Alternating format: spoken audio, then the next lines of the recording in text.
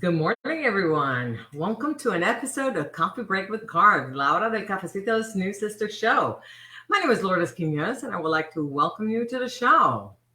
Coffee Break with Card is a program dedicated to all those in our community who are living with autism, to their family member, and to all those who support them. So come on in, join us at the table, and sign in the comment section below and let us know if you're drinking your cup of coffee with us. We'd love to say hello to you. In today's program, we're going to be talking about how to set up your home and to support your loved ones with autism. So join us. We have a lot to talk about. But before we get started, let's introduce your coffee break hostesses for today. As I mentioned before, my name is Lourdes Quinones. I am a CARD consultant assigned to the primary age group here at CARD. And professionally, I am a pediatric physical therapist as well as a special education teacher. I am joined by my colleague, Olivia McDonald. Buenos dias, Olivia. Buenos dias, Lourdes. Good morning, everyone. And as you know, Olivia is an excellent professional in the field of public health. She's a CARD consultant assigned to the primary age group, just like me. And Olivia is the mother of a beautiful baby boy who is now a toddler. Yep. He'll be 2 in exactly 1 month. Oh my God. Yeah, I know. Anyway, Olivia has a younger brother also diagnosed with autism. So welcome, Olivia. Thank you, Lourdes. And Jasmine Castellano and Maggie Aldana are not able to join us this morning, but they will be back next month. So I want to say happy and quick recovery for Jasmine. So thank you. We're sending her love. We know she's watching. She always is. She's supposed to be in bed rest, but I guess you can watch and be in bed rest at the same time. So anyway, so welcome. Anyway, we miss both Jasmine and Maggie. So we'll see you soon. All right. But before we get started, we want to review the rules by which we want to adhere during the show. So just to make sure we maintain a safe environment for all of us. So remember to keep an open mind, maintain a positive attitude, and use respectful language. So let's start out by greeting our audience. Do we have someone to say hello to or any comments to acknowledge? Yes, so I want to, we actually have a number of our CARD staff who are watching us. So hello to all of our colleagues. And also, good morning to Mike and to Philomena, our number one fan. Philomena! We need a banner. Philomena, she gets, what is it that they give a number one fan stamp? All right. So welcome. Thank you, everyone. Anyway, so like I said before, in today's program, we're going to be talking about how to set up your home to support your loved ones with autism. So join us. We have a lot to talk about. Okay, let's get started. I'm going to be bringing the information, and Olivia is going to be asking me the questions. All right. Yes. So I know we have a lot of information to get through, Lourdes, but my first question is, what do you mean by setting up or organizing the home for your child or your loved one with autism? So what I mean is how to create an environment that is predictable and by creating the routines, displaying visuals, and designating areas that are for specific activities, right?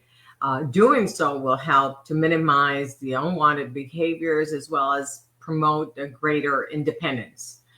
These are very important, of course, for our loved ones with autism because it will help them to be more independent, as many of them require greater periods of practice in order to acquire those life skills that will help them along the lines to become more independent in their adult years, right? So therefore, the younger they are when we start this practice, the better it will be for them.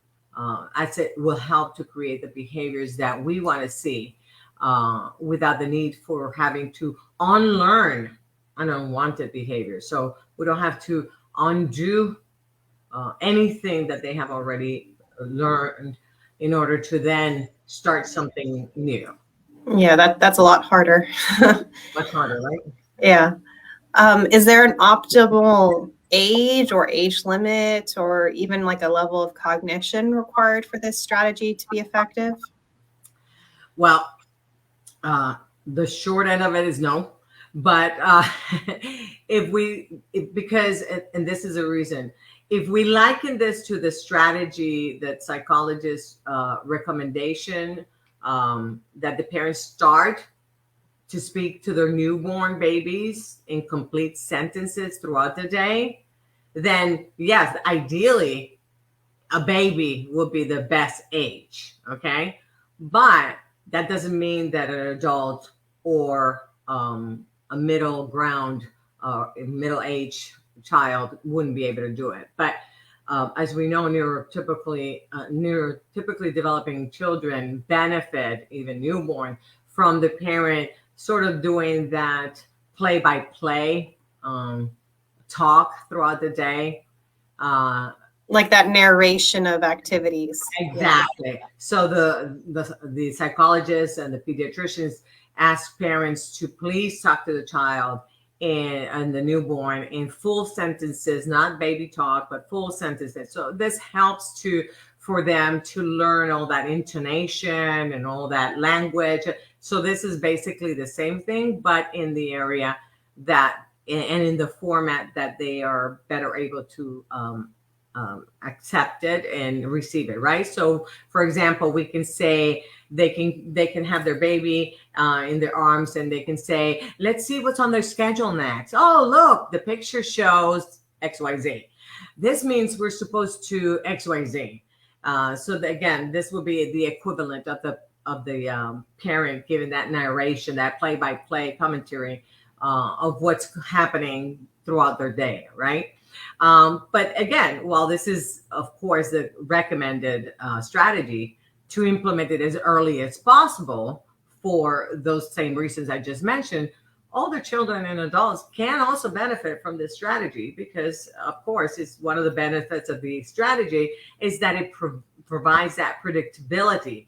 You know, what's next on my schedule, for example. And additionally, it's a strategy that helps to support the working memory and the individual, right? And we know that many individuals with autism and ADHD, for example, executive function is an area of difficulty, that working memory. So having those visual supports help to help them in their daily routines. Yeah. Yeah, I was going to say, this is like a strategy. I know that we still is really help. My brother finds really helpful still to this day. And we started, but I mean, he's been using this like basically his whole life now. So yeah.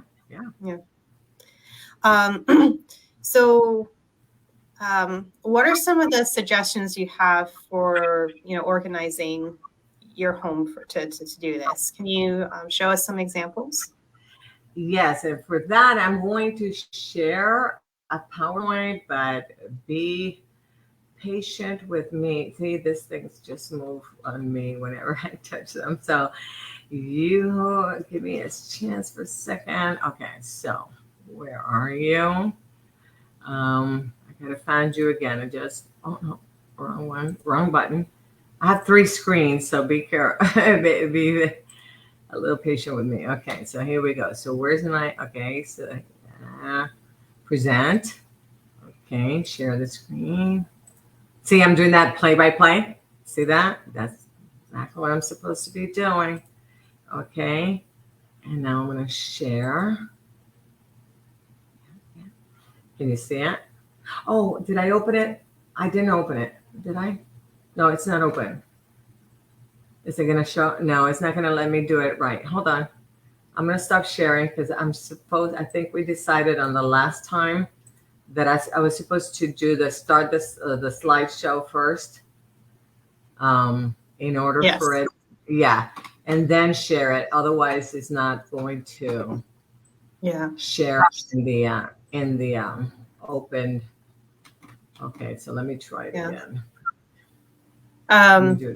And I also wanted to, while you're doing that, Lourdes, I wanted to kind of share a comment actually that Yasmin made during Cafecito, which was the idea about routine, and that, you know, some of these ideas, like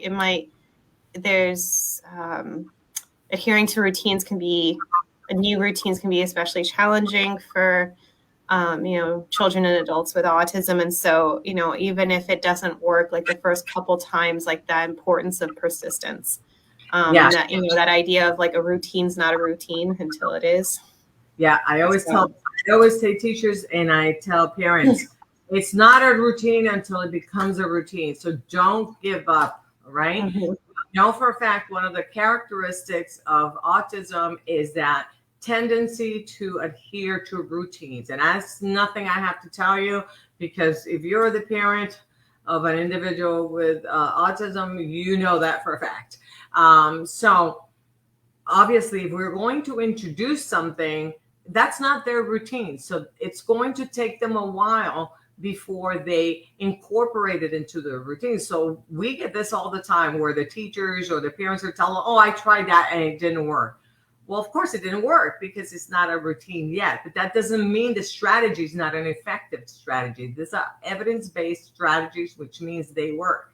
It's just meaning adhering to it and sticking for as long as it takes. And like Jasmine was mentioning, sometimes it takes 6 months, sometimes it takes years. You know, you just keep doing it, presenting it. We talk about this also when we talked about introducing new foods. You keep introducing the new food and just let them see it on the plate every day, every day.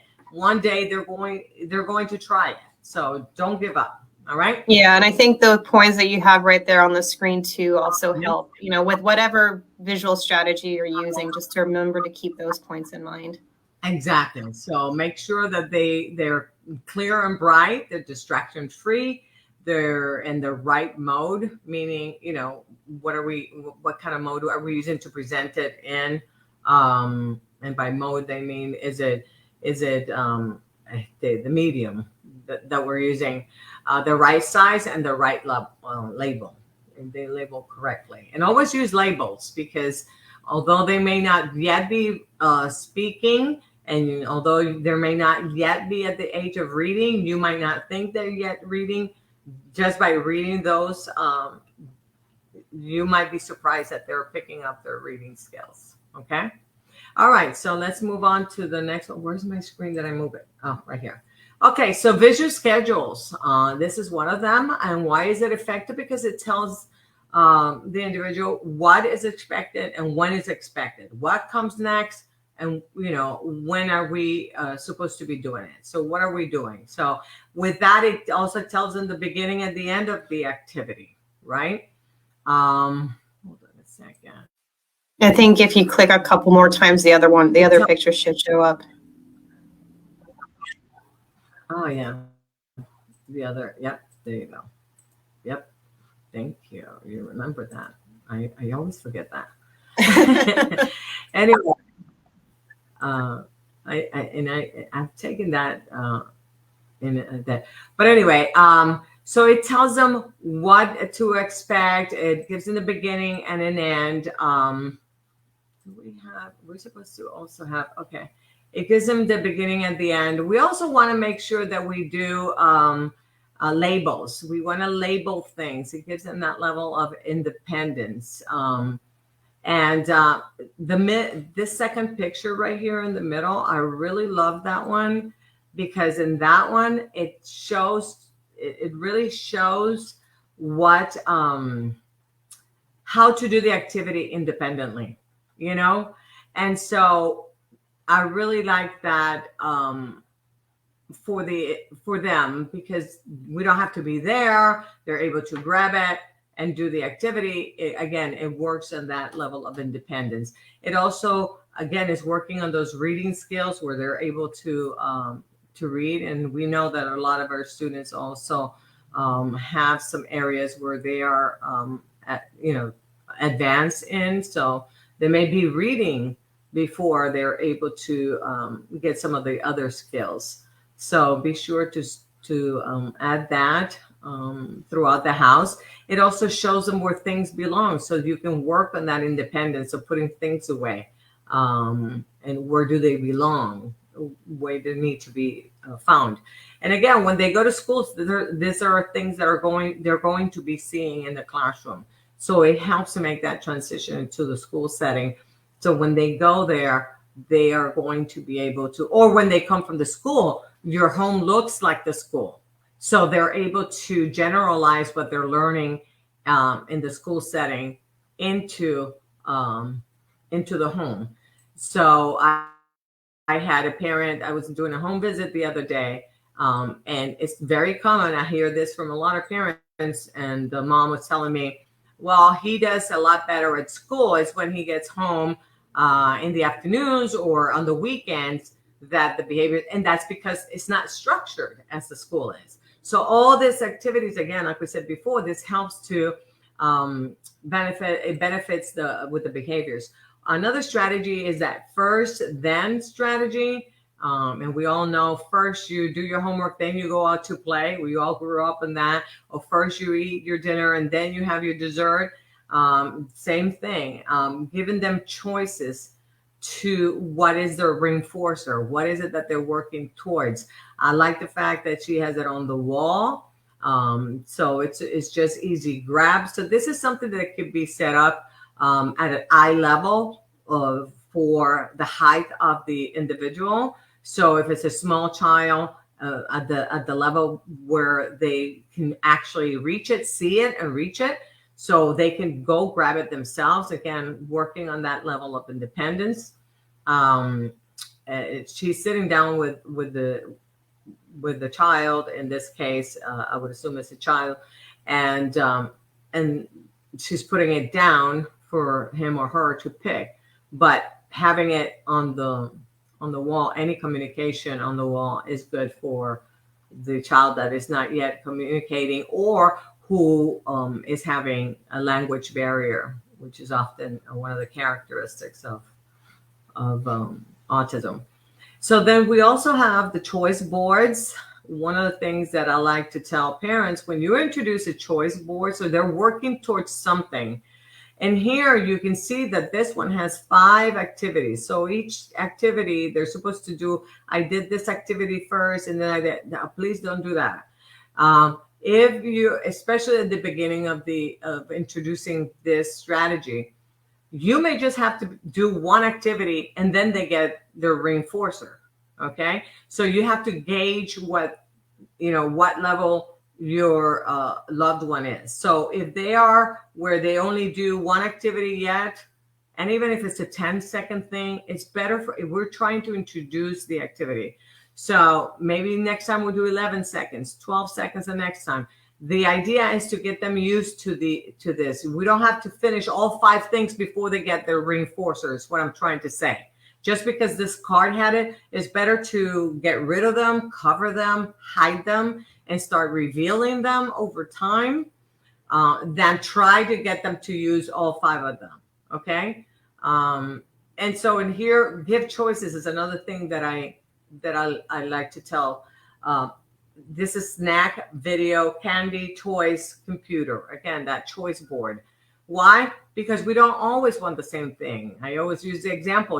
We want coffee. Maybe if you're a coffee drinker, you may want coffee at 6 o'clock in the morning, but at 10 o'clock at night, I bet you want something else to drink than coffee, right?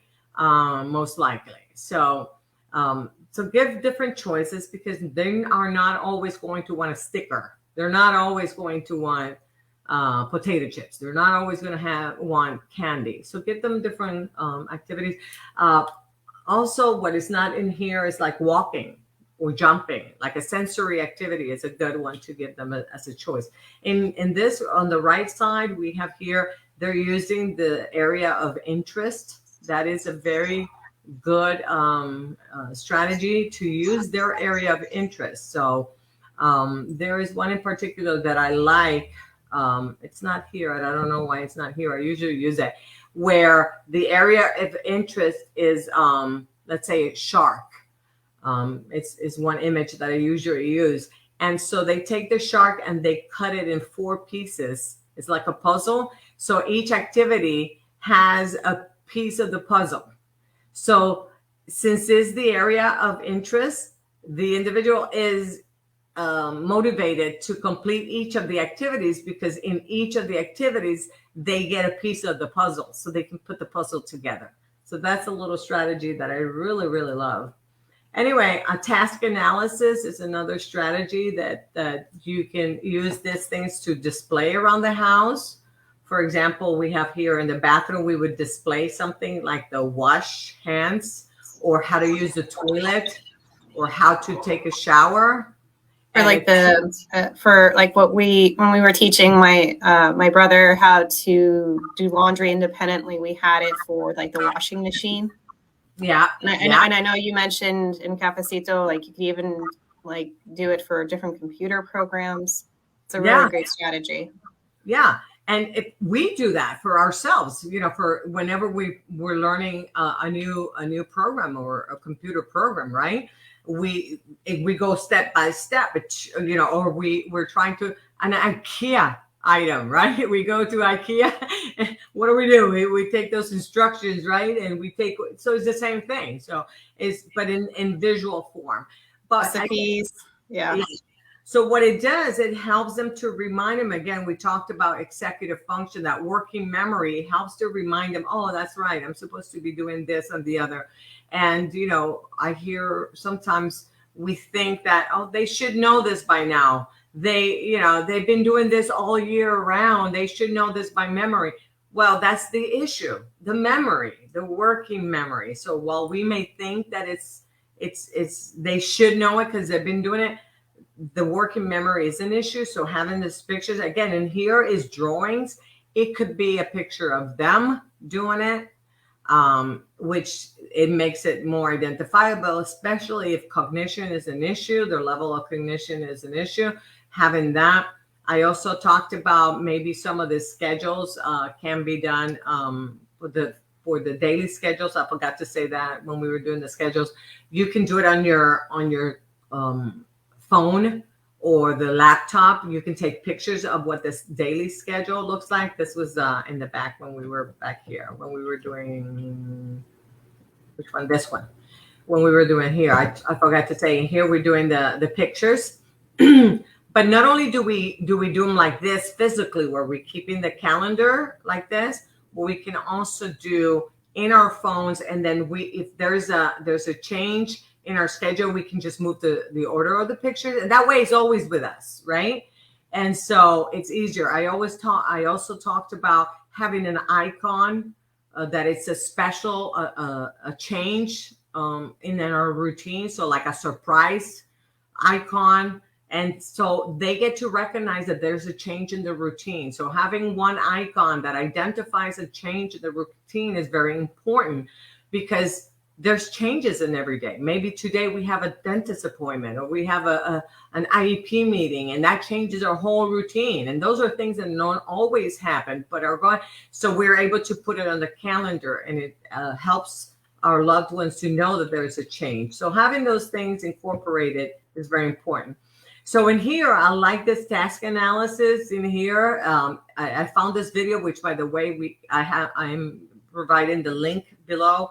And I like they took a box and they cut it, and this lady gives a tutorial on how to do this, how to do the boxes. Anyway, 1, 2, 3 is teaching them how to fold clothing. So first you put the shirt in here, and then you flip the 1, and then the 2, and then the 3. The shirt is folded. That's so beautiful. I love that. So little tricks like that helps out. Using a final product picture. So what does it look like? What do you mean? Are you ready to go to school? What does it mean? That is too abstract. Well, having a picture of, this is what you should look like when you're ready to go to school. You should have this. You should have the headband, the sweatshirt, the coat, the snack, and it tells them the same thing is, what do you mean clean my room? What do you mean clean my book bag? Give a picture, a specific picture of what it looks like, and then they'll know beginning and end, right? Oh, it's supposed to, so they'll, and just say imitate this. This is a good strategy also for like any neurotypical children and possibly husbands. Love that. Honey, this is where the shoes, but it looks like to have the shoes in their place. or the clothing in the hamper. Yeah, right. Anyway, so yeah, those are some of the things that we can do. This is an area of the home specifically for doing homework. I encourage parents from the beginning, especially our area. Olivia's and I, our area is early childhood, and I always encourage parents to become their children's first teachers, because they eventually are going to need to do homework with their child, right? Especially as they get older, in the older ages. And so if you've never been put in that position, your child is not likely to accept you as a teacher if you haven't been put in a position of teaching. So by having an area where you are directing their studies very early on, you are preparing yourself to become their teacher when they get into those higher grades, where really and honestly they're getting ready to be tested. So this is a strategy. So for example, in this here, this setting on the left, the purple, and the right, they're both the same but different way of doing it. So task 1, task 2, task 3, they're on top of the boxes are on top of a table, and then there's a box that says finish. So let's say that the child does math homework first, and then when they're done, it goes in the finish box. Maybe reading, they read the book, and when they're done, it goes in the finish box. And maybe on task 3 is the writing about the reading, I'm guessing. And then when they're done, it goes to the finish box. Well, this is the same thing over here, but see these boxes in here? Those are like those pencil holders, those pencil plastic things that you can get like the dollar store. Anyway, and so that's task number 1, task number 2, task number 3. I love the fact that they're using the color. This is a system that is used. This is actually a system. Anyway, the green, the yellow, and the red. So they're using the traffic light. So I'm doing the work. I'm almost done.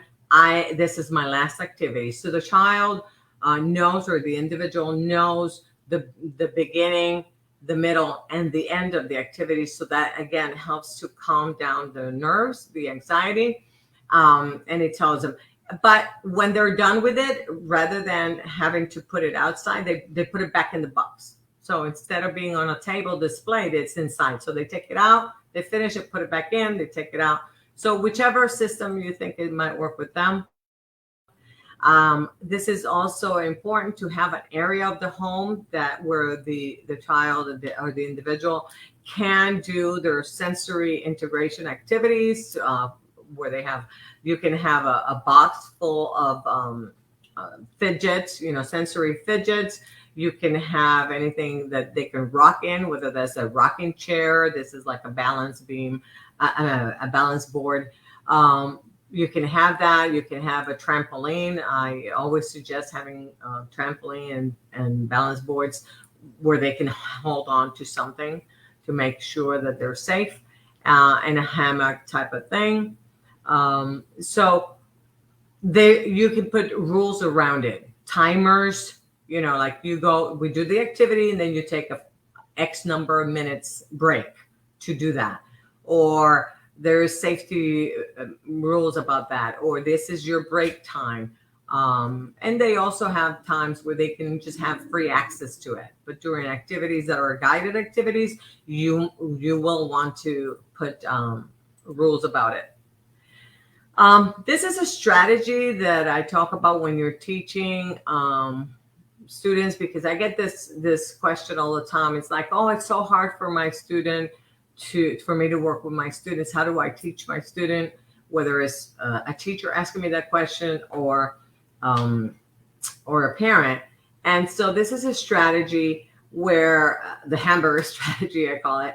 But where you start out with something easy. So we want to make, since we're in the topic of teaching, we want to make sure that they want to study with you, right? That they want to engage in the learning activity. So start out with something that they have mastered, then introduce the new material in the middle, and then finish with something that they have mastered again. That way it's happy, a little challenging, where we don't want them to get frustrated. So stop before they get frustrated, and then end on a happy note. That way it becomes fun. That way they want to try it again next time. Again, always winning attitude towards it.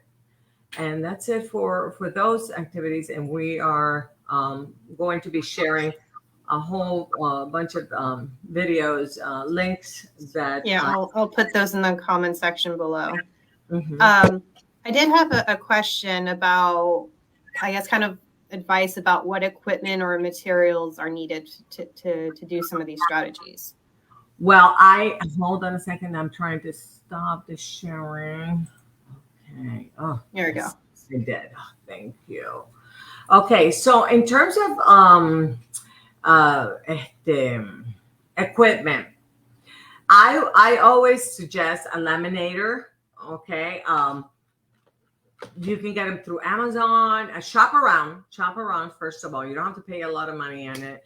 I know that since COVID, things have gone up in prices or whatever. But when I got my laminator before COVID, I paid like $20-something at Walmart, just off the rack. So I would say look for around the price of $30-something if you belong to Costco or something like that, or Sam's or any of those the places.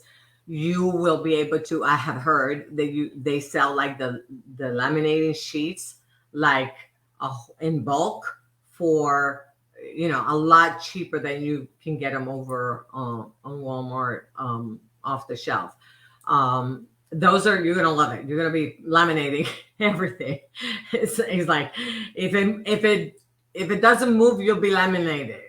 Anyway, Velcro strips or the dots or the squares, Dollar Tree, definitely go there. Magnet strips, any of those things. Your camera on your phone, again, that's the perfect thing. Videos. One little trick about doing things when you want them to learn a skill, take pictures of the skill and then manipulate the pictures so that it looks perfect. Even if they didn't do it perfectly during the video, cut the video, take stills of the video, and then put those pictures together so that it looks like it's perfect. Okay? So then you put those in a sequence. And so it's the child, for example, doing the activity in the way that it's supposed to be done. All or right? like what my parents did sometimes they would have me model the behavior because I was closer in age to Kyle. Yep.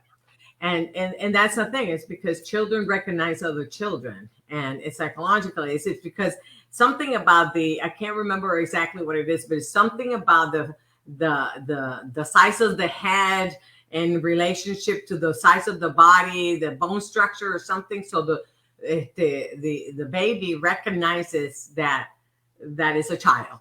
Anyway, so yeah, and from my perspective too, because again, it was like a closer in height and like his viewpoint, what his viewpoint would be. Exactly. So when I was doing physical therapy in the homes, and they had a sibling, it was not the same as me teaching them how to jump than to have the little siblings say, I would say, okay, jump. And they would teach that because precisely the same idea. The boxes, use boxes and bins, save those things. Construction paper, obviously the green, the yellow, the red, so that you can do that.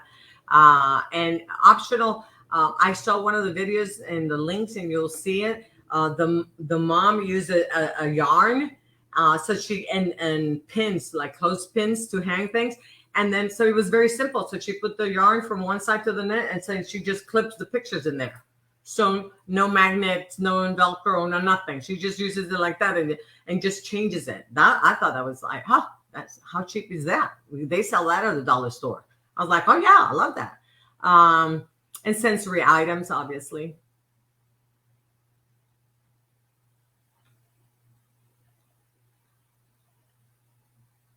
I think, yeah, you already mentioned the point about the ages and keeping it simple.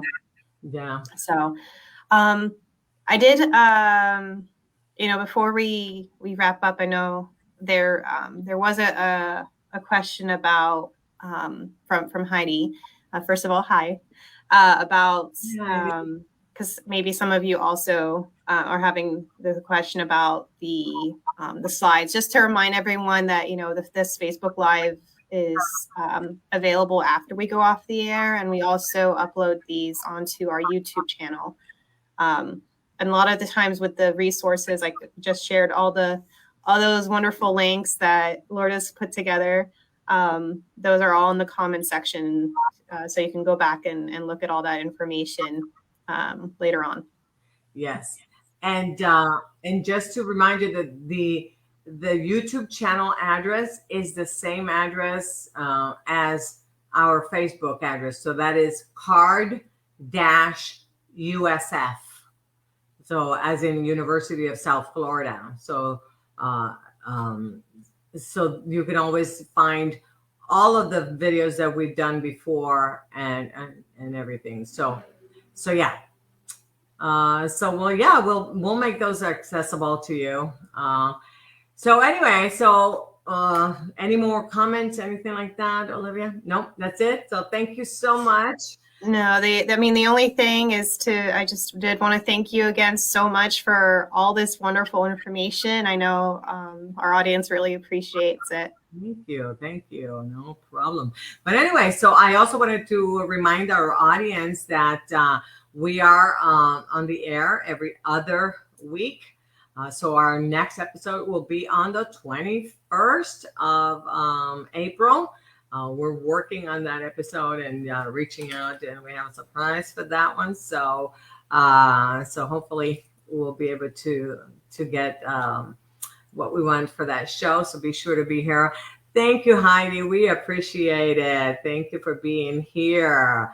Well, that brings us to the end of the show. But before we go, we want to ask you a little favor, Heidi, and do us a favor and just go on the link that we're going to add right there and just give us, it takes maybe 6 seconds to do that. Just give us your ratings on how we're doing. If this kind of information is important to you, this is the way we can justify the time that it takes us to put this type of material together and to be in the air with you. Even if you've done it before, this is how we justify being here. So if you can do it, we appreciate it. We appreciate it so much. So thank you, thank you, thank you. And so that brings us to the end of it. We want to, first of all, thank you for being here, and also say Happy Easter to all of you who celebrate it. So thank you, thank you. We wish you a wonderful time with your family. We hope you have a wonderful Sunday. Happy Passover. As well. Yeah, for those of you who celebrate Passover. And so want to remind you also to give us a like, to share this video and page with those of your friends and family members that you know could benefit from this information. And be sure to meet us here every other Friday around 10:45-ish, because we come off the other show. So it depends how much close to that time we are from that show. And so that, meet us here so we can share a cup of coffee with you as we spill the beans on topics related to autism. But until then, we want to wish you good vibes and hot coffee. See you then. Bye-bye. Bye, everyone. Thank you.